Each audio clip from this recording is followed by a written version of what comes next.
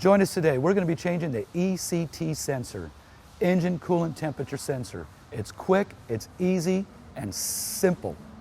And we're working on a 1995 Suburban 5.7 liter automatic 4x4. So what we're going to do is first we're going to disconnect our battery, and then we're going to drain out some of the fluid so we can get the level below our ECT sensor. So what we're going to do is we're going to drain the water a little bit, disconnect our battery, then we're going to remove our sensor, which is located right here. It's located on the intake manifold right next to the thermostat housing. This is a sensor that actually goes to the computer and tells the computer if the engine's cold or hot. So what we're going to do first is we're going to disconnect our battery so we don't damage any electrical components. Now that we have our battery disconnected, we're going to loosen up our radiator cap. It doesn't need to come completely off. Just loosen it up so when we go to drain it, it can actually drain. By not loosening this up, it's going to hold the pressure in the radiator. Now what we're going to do is we're going to locate our petcock, which is on the bottom side of the radiator, on the lower driver's side corner. So what we're going to do is we're going to locate our radiator petcock, and it looks like it's right there. And it looks like it's about a 3/4 inch size. So what we're going to do is we're going to turn this, and that's going to be a plunger. We're going to release it, the necessary amount of water that we need to get the coolant level below our intake. So prior to releasing our radiator fluid, what we want to do is we want to slide a catch container directly under our petcock area to catch any kind of antifreeze that'll be spilling.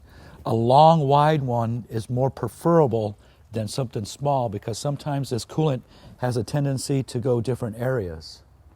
Now once we've done that, we can go in there and release our valve and start releasing our coolant. Now we don't really need to drain very much of this coolant down. Maybe a gallon, gallon and a half will be sufficient.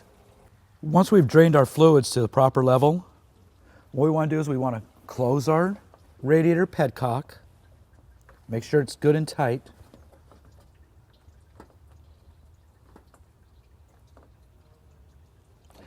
And then what we want to do is we want to leave this container underneath there because there's a lot of times where there's extra coolant that will run inside other areas like the core support and some other fender wells. And you always want to remember to properly dispose of the antifreeze. Most of your larger auto parts stores will accept antifreeze and old oils. Now that we have our radiator down to the proper level, let's change our coolant temperature sensor. So what we're going to do is we're going to remove our radiator hose first so we can access the electrical connection on our temp sensor. So what we're going to do, we're just going to loosen this up a little bit, and then we're going to move our hose away.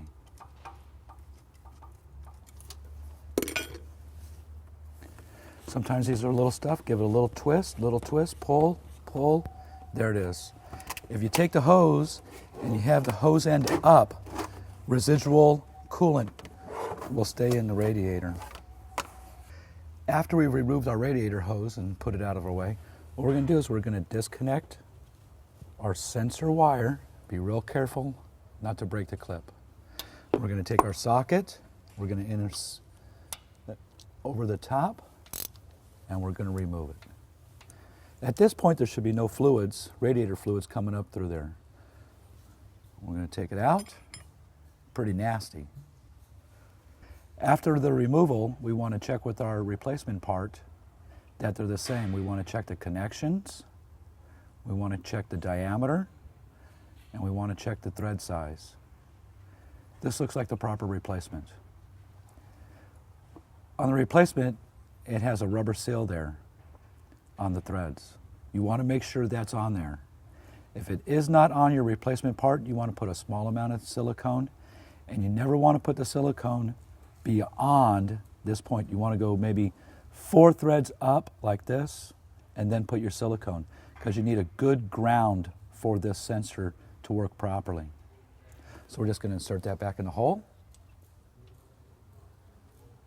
And you don't want to over tighten this. We're going to take it, screw it back in, till we achieve a proper seal. I like to do them at about 15 pounds. Put our connection on.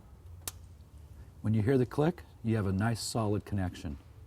Once we've made our electrical connection, what we're going to do is we're going to reinstall our radiator hose.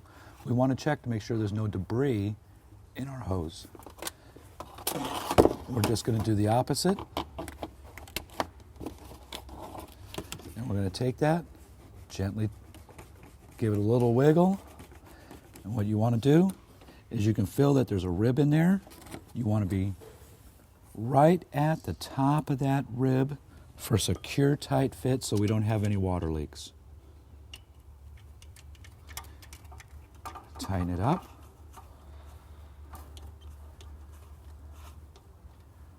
And now we're ready.